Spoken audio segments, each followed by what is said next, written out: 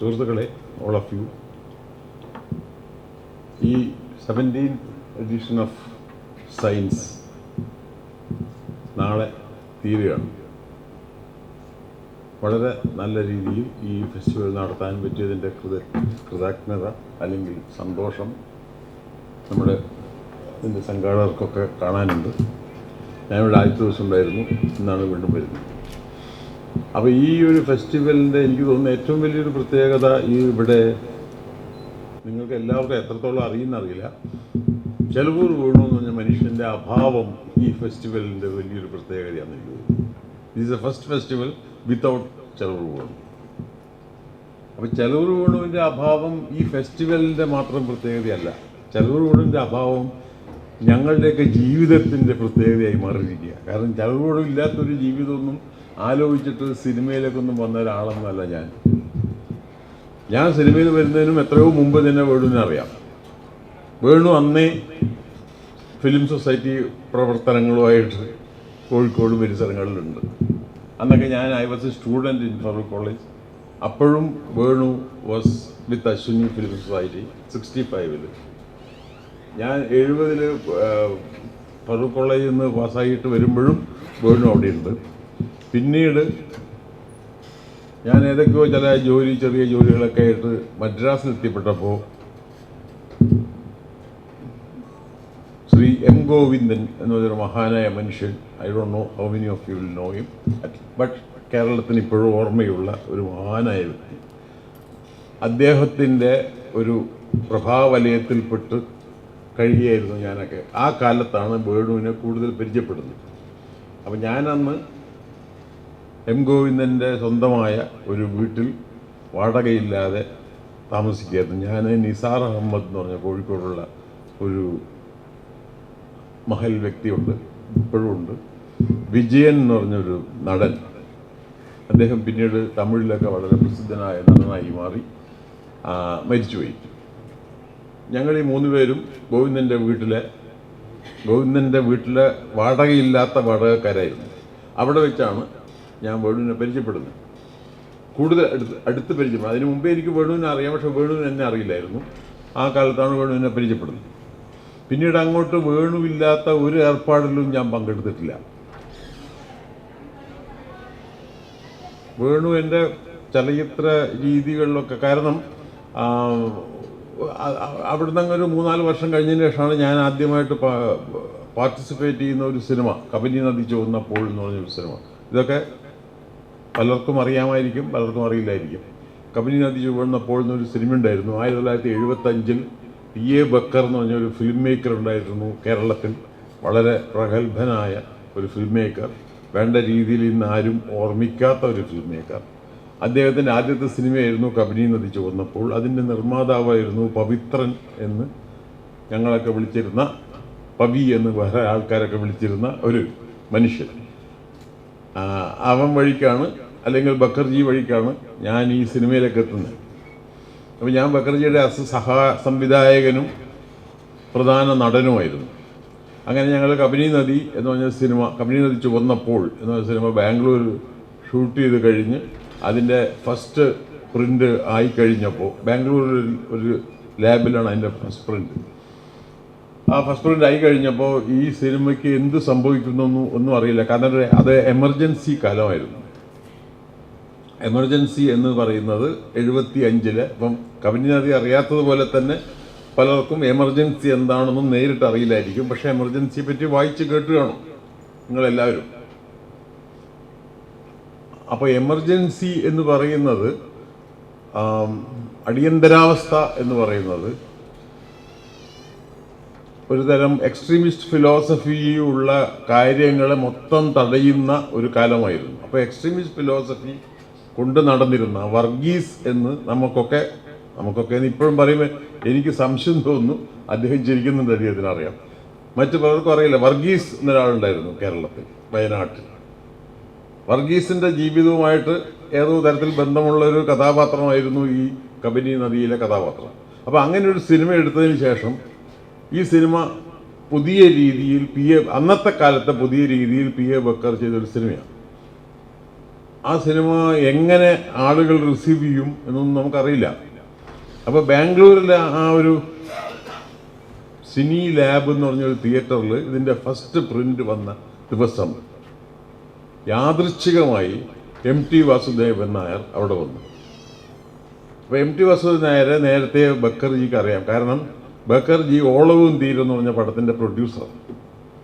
ഓളവും തീരും എന്ന് പറഞ്ഞ പടം PN മേനോൻ സംവിധാനം ചെയ്ത് MT വാസുദേവൻ നായരുടെ കഥയും തിരക്കഥയുമായിരുന്നു. അപ്പോൾ അങ്ങനെ ബക്കർജിക്ക് അദ്ദേഹത്തെ അറിയാം. അപ്പോൾ അദ്ദേഹം വന്ന് ഞങ്ങളൊരു 6 പേരിരുന്ന ഒരു ലാബ് തിയേറ്ററിൽ ഇരുന്ന് ആ സിനിമ കാണുന്നു. അപ്പോൾ എനിക്കോ പവിത്രനോ ഈ സിനിമയെ പറ്റി ഒരു ധാരണയില്ല. കാരണം ഞങ്ങളിതിൻ്റെ തുടക്കം മുതൽ ഓഫ് കോഴ്സ് അതിൻ്റെ സ്ക്രിപ്റ്റിലൊക്കെ ഉണ്ടായിരുന്നു. ഇതിൻ്റെ ഷൂട്ടിങ്ങിൽ പങ്കെടുക്കുമ്പോൾ നമ്മുടെ ജീവിതത്തിൽ ആദ്യത്തെ ഷൂട്ടിങ്ങാണത്. ഞാനാണെങ്കിൽ ഇതിൽ അഭിനയിക്കുകയാണ്. ഇത് എങ്ങനെ വന്നു എന്നൊന്നും പറയാൻ എനിക്കൊന്നും ഒരു അഭിപ്രായമില്ല, പവിത്രനുമില്ല. പക്ഷേ MT വാസുദേവൻ നായർ ഇത് കാണുന്നു. MT വാസുദേവൻ നായർ ബക്കർജിയെ കെട്ടിപ്പിടിക്കുന്നു. ബക്കറെ ഇത് ഗംഭീര സിനിമയാണെന്നുള്ളത്. അതുവഴി ഞങ്ങൾ മനസ്സിലാക്കുന്നു ഇത് ഗംഭീര സിനിമയാണ്. അപ്പോൾ നമുക്കൊരു വലിയ ധൈര്യമായി. പറയുന്നത് സാധാരണ ഒരാളല്ല, പറയുന്നത് സാക്ഷാൽ വാസുവേട്ടനാണ്, MT വാസുദേവൻ നായരാണ്. അദ്ദേഹം പറയുന്നു, നിങ്ങൾ ഈ സിനിമയായിട്ട് കോഴിക്കോട്ട് വരൂ, നമുക്കവിടെ ആദ്യം കാണിക്കാം. അങ്ങനെ ഞങ്ങൾ മൈസൂർ കാട്ടിക്കൂടി കടന്ന് കോഴിക്കോട് എത്തുന്നു. മൈസൂർ കാട്ടിക്കൂടി കടന്നു എന്ന് പറയാൻ കാരണം അന്ന് ഞങ്ങൾ ഒരു ഫുൾ സ്വിങ് പുലിയെ നേരിട്ട് കണ്ടു ഈ യാത്രക്കിടയിൽ. അദ്ദേഹം ഞങ്ങളെ മുങ്ങി കുടിക്കാൻ നടന്നു. അപ്പോൾ ഞങ്ങളൊരു വിപ്ലവ സിനിമയും എടുത്തു. വിപ്ലവ സിനിമയുടെ പ്രിൻ്റാണ് ബാക്കിൽ. ഈ വിപ്ലവ സിനിമയായിട്ട് Vipin Das cameraman, PA Backer director, Pavithran producer, TV Chandran പ്രധാന നടൻ, സഹസംവിധായകൻ, എന്തൊക്കെയാണ്. ഇങ്ങനെ ഞങ്ങൾ പോകുമ്പോൾ മൈസൂർ കാട്ടിൽ വെച്ച് ഒരു ഗംഭീര പുലി ഞങ്ങളുടെ എതിരെ വന്നു നിന്നു. അതോടുകൂടി എല്ലാ വിപ്ലവവും കെട്ടു, ഞങ്ങളുടെ വണ്ടിയും കെട്ടു. വണ്ടി അനങ്ങിയില്ല. വണ്ടി എന്ത് ചെയ്താലും സ്റ്റാർട്ടാവില്ല. ഇവൻ ഞങ്ങളെ നോക്കി പുച്ഛത്തോടു കൂടി ഇന്ത്യക്ക് ഒരു വിപ്ലവം എന്നൊരു എക്സ്പ്രഷനോടുകൂടി അവൻ കടന്നുപോയി. ഇതും കടന്ന് ഞങ്ങൾ കോഴിക്കോട്ടെത്തി. പെട്ടെന്ന് ഞാൻ ഓർത്തു പോയതാണ്. കോഴിക്കോട്ടെത്തി. രാവിലെ ഞങ്ങളുടെ റൂമിലേക്ക് MT വാസുദേവൻ നായർ വരുന്നു. ഞങ്ങൾ താമസിക്കുന്ന ഒരു സാധാ ഹോട്ടലിൽ വന്ന് അദ്ദേഹം എഴുതി തരുന്നു. അദ്ദേഹം he writes a page, small letters. In small letters he writes the synopsis of the film in English and gives it to the press.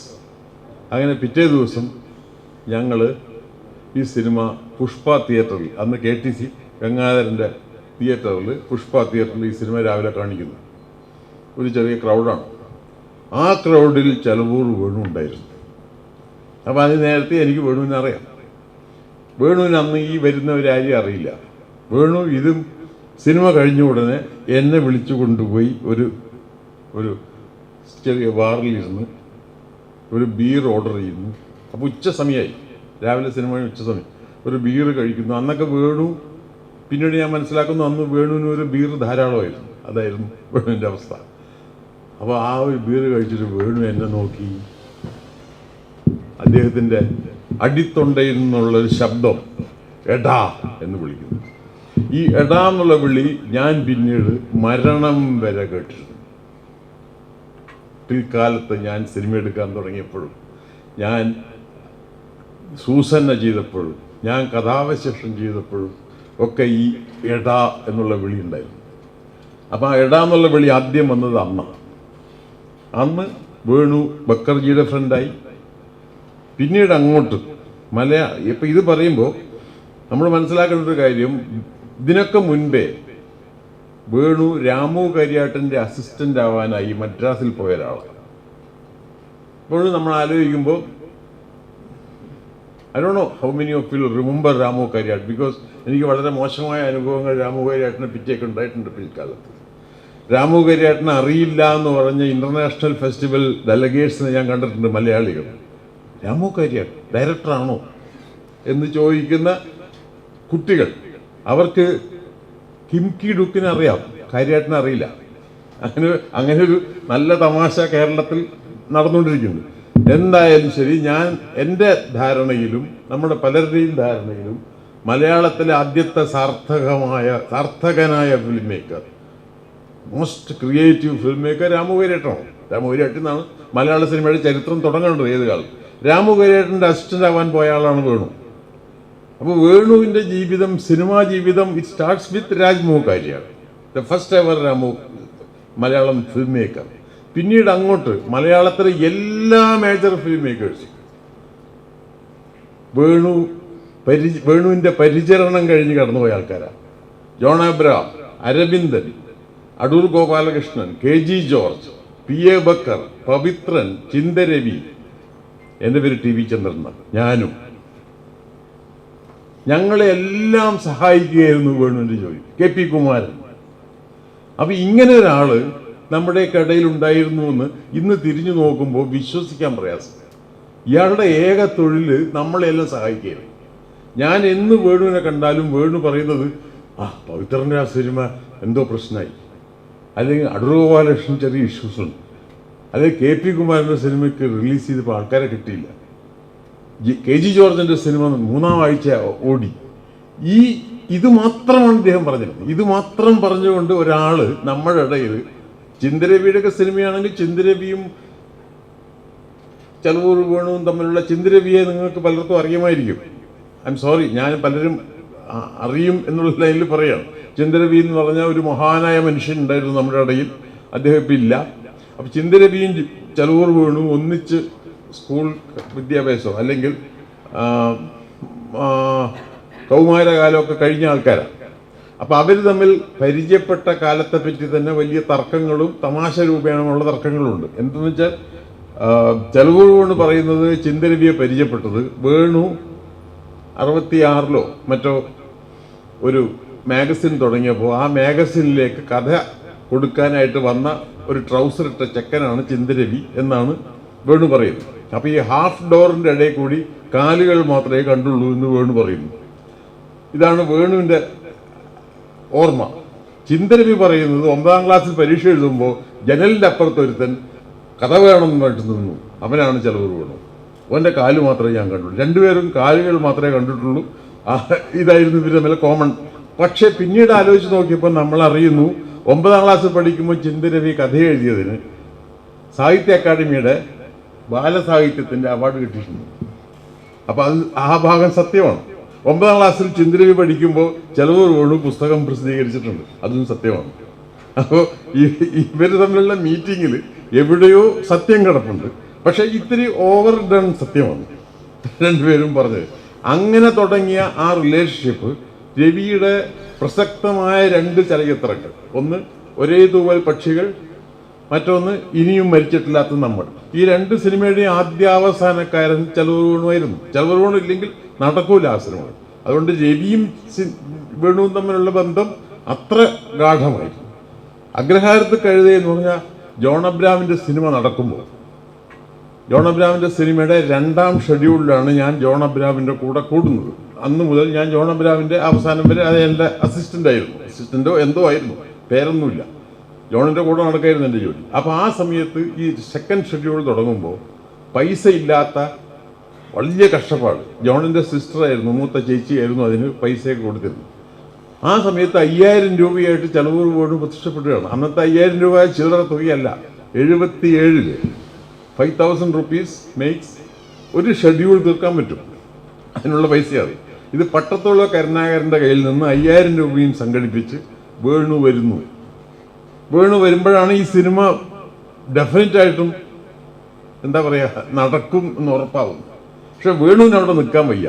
Venu പറഞ്ഞു പിറ്റേ ദിവസം തന്നെ കോഴിക്കോട് പോകണം ഇഷ്ടമാണ്. കാരണം പലിശക്കാർ അഡ്ജസ്റ്റ്മെൻറ്റിലാണ് വേണു ജീവിക്കുന്നത്. 2 ദിവസം തെറ്റിക്കഴിഞ്ഞാൽ പലിശക്കാർ പിടിക്കും. 77-ലാണ്.